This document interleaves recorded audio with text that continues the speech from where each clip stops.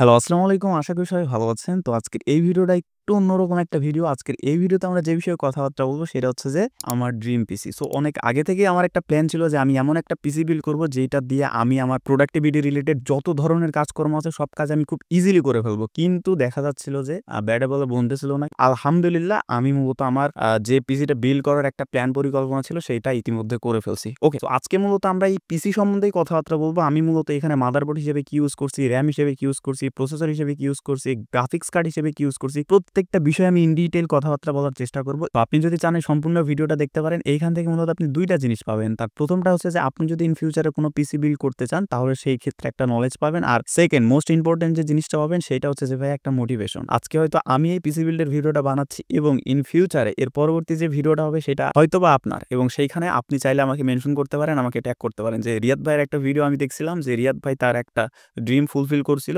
So হ্যাঁ, সেইখান থেকে দেইখা আমি একটু হইলেও মোটিভেটেড হইছিলাম এবং আজকে আমি আমার ড্রিম পিসিটা বিল্ড করতেছি। আর মেনশন না করতে চাইলেও সমস্যা নাই। আপনি যদি খালি বানাইতে পারেন এবং যদি বিল্ড করতে পারেন আজ থেকে ১ বছর পরে, ৬ মাস পরে এরকম যদি একটা টার্গেট রাখতে পারেন এবং যদি আপনি ওটা অ্যাচিভ করতে পারেন, আমাকে যদি টুক করে একটু ইনবক্সেও দিতে পারেন যে ভাই আপনার এই ভিডিওটা আমাকে একটু হইলেও মোটিভেটেড করছিল।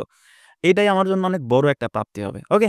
সো আমরা আর কথাবার্তা না বাড়াই। এখন আমি মূলত প্রত্যেকটা কম্পোনেন্ট যেগুলো আছে এই যে এখানে দেখতে পারতেছেন। সো এগুলা প্রত্যেকটা কি কিনছি, কোনটা কি জন্য কিনছি, কত দিয়া কিনছি এগুলা বিষয়ে একটু এক্সপ্লেইন করা শুরু করি। তার আগে একটা ছোট্ট ডিসক্লেমার দিয়ে নিই, সেটা হচ্ছে ভাই আমি কিন্তু কোন টেক রিভিউয়ার না। ঠিক আছে? আমার কাছ থেকেও যদি আপনি এগুলা বিষয়ে একবার ইন ডেপথ পর্যন্ত যান, ভাই এইটার ভিতরে কি, এইটা কেন নিছেন, এইটা আমি কেন নিবো? এগুলা যদি আমার কাছ থেকে জানতে চান তাহলে কিন্তু হবে না। আমি জাস্ট নিছি, নেওয়ার আগে বেশ কিছু রিসার্চ আমি করছি। এখন আপনি নেওয়ার আগে আপনি রিসার্চ করবেন সেটা আপনার ব্যক্তিগত ব্যাপার। এবং দেখা যাচ্ছে যে হ্যাঁ, বেশ কিছু ইনফরমেশন যেগুলো আমি পিসি বিল্ড করার আগে গেইন করছি এগুলো আপনাদের সাথে শেয়ার করার চেষ্টা করব। ওকে, সো ১ম এ আমি যেটা নিয়ে কথা বলব সেটা হচ্ছে যে ভাইয়া মাদারবোর্ড। মাদারবোর্ড হিসেবে আমি যেটা নিছি সেটা হচ্ছে যে প্রো সিরিজের একটা মাদারবোর্ড। এটা হচ্ছে যে B650 বা 650 MP। ওকে? সো আমি এই মাদারবোর্ডটা নিছি। এই মাদারবোর্ডটার প্রাইস আমার কাছ থেকে নিছে হচ্ছে ভাই ৳১৫,৫০০। এই মাদারবোর্ডটা আমি কেন নিলাম? আমার মূলত চয়েস লিস্টে ছিল ২ টা। একটা হচ্ছে যে Asus এর আর একটা হচ্ছে যে MSI এর। ওকে? সো MSI এরটা নেওয়ার মেইন রিজন হচ্ছে এটাতে হচ্ছে RAM স্লট ৪ টা। আমি যদি ইন ফিউচারে RAM ৪ টা লাগাইতে চাই, মানে ৬৪ জিবি লাগাইতে চাই, সো খুব ইজিলি লাগাই ফেলতে পারবো। যার জন্য আমি এটা নিছি। ওকে, সো এরপরে আমরা যেটা নিয়ে কথা বলব সেটা হচ্ছে যে ভাই প্রসেসর। প্রসেসর হিসেবে আমি যেটা নিছি সেটা হচ্ছে যে Ryzen 7। এর আগে আমি মূলত Intel ইউজ করতেছিলাম। সো আমার কেন জানি মনে হইলো যে Ryzen এর রিভিউ-টিভিউ হাবি-জাবি দেইখা আমার মনে হইছে যে না, আমি Ryzen ই নিবো আর Ryzen নেওয়াই আমার জন্য একটু হইলেও দেখা যাচ্ছে বেনিফিটেড হবে। সো এইজন্যই আমি Ryzen টা নিছি। এই প্রসেসরটার সাথে মূলত দেখা যাচ্ছে খুবই প্রফেশনাল মানের একটা ফ্যান দেওয়া ছিল, যেইটা চাইলে আমি ইউজ করতে পারতাম। কিন্তু আমি সেই ফ্যানটা ইউজ করিনি। ফ্যানটার মধ্যেই আছে। আর এই প্রসেসরের প্রাইস পড়ছে ভাইয়া ৳২৩,৫০০। সো দেন আমরা যেটা নিয়ে কথা বলব সেটা হচ্ছে যে ভাইয়া গ্রাফিক্স কার্ড, জিপিইউ। জিপিইউ হিসেবে আমি নিছি হচ্ছে যে ভাই MSI এর 4060 Ventus 2X ব্লাক। সো আমি মূলত গ্রাফিক্স কার্ড হিসেবে এটাই নিছি। গ্রাফিক্স কার্ড বিষয়ে খুব বেশি কথাবার্তা এখন বলতে পারব না। আমি রিসেন্টলি চালানো শুরু করছি। এটার বিষয়ে ইনফরমেশন কালেক্ট করা শুরু করছি। সো ইনশাআল্লাহ ইন ফিউচারে এটা নিয়ে আরো অনেক বেশি ইনফরমেশন শেয়ার করব, কথাবার্তা বলব। আর গ্রাফিক্স কার্ডের প্রাইসটা মূলত পড়ছে ৳৩৯,৫০০। আমি জানি যদি আমি আর কিছুদিন পরে কিনতাম হয়তোবা ৳১,৫০০ কম পাইতাম। কিন্তু যাদের কাছ থেকে আমি নিছি তাদের সাথে আমার একটা খুব ভালো সম্পর্ক ছিল এবং তাদের কাছ থেকে বিভিন্ন ধরনের পরামর্শ করার পর আমার মনে হয়েছে যে প্রোডাক্টটা যেহেতু অথেন্টিক এবং হাতের কাছে পাচ্ছি, সো নিয়ে নিই। এজন্য টাকা পয়সা একটু বেশি দিয়ে হইলেও এটা আমি নিয়ে নিছি। ওকে। দেন হচ্ছে যে এসএসডি। এসএসডি হিসেবে যেটা নিছি সেটা হচ্ছে যে Lexar এর Gen 4 এর 1 টিবি একটা এসএসডি। তো আপনারা চাইলে নিতে পারেন। মোটামুটি পারফরম্যান্স খুবই ভালো। দেন হচ্ছে যে RAM। RAM হিসেবে যেটা নিছি সেটা হচ্ছে যে Corsair এর 16 জিবির ২ টা কিট, মোট ৩২ জিবি।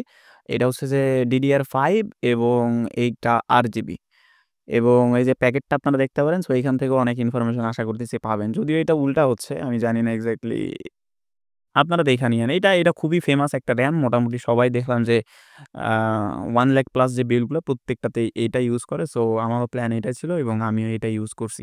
দেন হচ্ছে পাওয়ার সাপ্লাই। পাওয়ার সাপ্লাই হিসেবে আমি যেটা নিছি সেটা হচ্ছে যে Corsair এর CX650 এবং এটা মোটামুটি খুবই ভালো মানের একটা পাওয়ার সাপ্লাই। আমার কাছে যেটা মনে হইছে, আমি রিভিউ-টিভিউ দেখে যেটা বুঝছি। দেন হচ্ছে যে কুলার। কুলারের ঘটনাটা একটু বলি, সেটা হচ্ছে যে আমি একটু আগে আপনাদের বললাম যে Ryzen 7 এর সাথে যে কুলারটা দিছে বা যে ফ্যানটা দিছে, ফ্যানটা অনেক জোস একটা ফ্যান। কিন্তু আমার কাছে কেন জানি মনে হইছে যে আমি যখন আমার বিল্ড দেখতেছিলাম আমার কাছে মনে হচ্ছে যে না, একটা কুলার লাগাইনি। কুলার লাগাইলে দেখা যাবে যে পিসিটা মোটামুটি একটু, মানে আমার চোখে আরকি দেখতে অনেক ভালো লাগতেছিল জন্য এটা ৩,৫০০ টাকা দিয়ে আমার নেওয়া লাগছে। সো যতগুলো কম্পোনেন্ট আমি দেখাইলাম এগুলো সবগুলা মিলায়া এবং সম্পূর্ণ পিসিটার প্রাইস পড়ছে হচ্ছে যে ১,২০,০০০ টাকা। দেন আমি একটা মনিটর নিছি MSI এর Pro 225। মনিটরটা অনেক জোস। মনিটরটা পড়ছে হচ্ছে যে ১০,৫০০ টাকা। সো সব মিলায় দেখা গেছে যে ১,৩১,০০০ টাকার মধ্যে আমার এই সম্পূর্ণ বিলটা। হ্যাঁ? সো এখন আসা যাক মেইন কথাবার্তায়। সেটা হচ্ছে যে ১,৩০,০০০ টাকা খরচ কইরা পিসি বিল কেন করলাম? রিজনটা অ্যাকচুয়ালি কি ছিল? এইটার মেইন একটা রিজন ছিল যে আমি যখন কাজ শুরু করি তখন আমার সেটআপটা অনেক ছোট ছিল। হ্যাঁ? অনেক ছোট্ট একটা সেটআপ ছিল। জাস্ট একটা মনিটর ছিল এবং পিসিটাও কনফিগার খুব একটা যে বেশি ছিল তাও না। বাট চলার মতো ছিল আলহামদুলিল্লাহ। ওই পিসির টাকা দিয়েই আজকে এই পিসি বিল করতে সক্ষম হইছি। আর মনে হইতো অনেক সময় যে যখন পারবো বা আল্লাহ যখন যোগ্যতা দিবে তখন ইনশাআল্লাহ এমন কিছু একটা বিল্ড করব যেটা দিয়া বেশ আরামসে কাজকর্মগুলো করতে পারবো। অনেক কষ্ট হইতো। আমি বেসিক্যালি আমার ওই পিসিতে যখন ভিডিও এডিটিং এর কাজগুলো করতাম ক্লায়েন্টদের, সো তখন দেখা যাইত যে ক্লায়েন্টের ফুটেজ আগে যাইতেছে, ভয়েস পরে যাচ্ছে। সো ২ টা ম্যাচ করতো না। জিপিইউ ছিল না, খুব ভালো প্রসেসরও ছিল না। সো অনেক ইস্যুস ফেস করতাম। আল্লাহর কাছে লাখো কোটি শুকরিয়া যে তিনি আমাকে এই সক্ষমতাটা দান করছে নিজের একটা স্বপ্ন পূরণ করার। আর আপনাদের উদ্দেশ্যে আরো কিছু কথা বলতে চাই। সেটা হচ্ছে যে ভাইয়া হার্ড ওয়ার্ক করেন, বাট এক্সাক্টলি জেনে করেন যে কোন জিনিসটা আপনার শিখলে আপনি ক্লায়েন্টকে ভ্যালু প্রোভাইড করতে পারবেন। শুধুমাত্র শো অফ করার জন্য যেকোনো হাবিজাবি জিনিস শিখেন না। অ্যাকচুয়াল জিনিস শেখেন যেটা আপনার কাজে দিবে, যেটা দিয়ে আপনি আগামী ১০ বছর ২০ বছর সাস্টেইন করতে পারবেন মার্কেটে, তাই না? সো এরকম বিষয় দিয়ে মাথায় রাখেন। তো আর কথা বাড়াবো না। সবাই ভালো থাকেন, সুস্থ থাকেন। আপনাদের সাথে দেখা হচ্ছে ইনশাআল্লাহ নেক্সট কোনো একটা ভিডিওতে। আল্লাহ হাফেজ।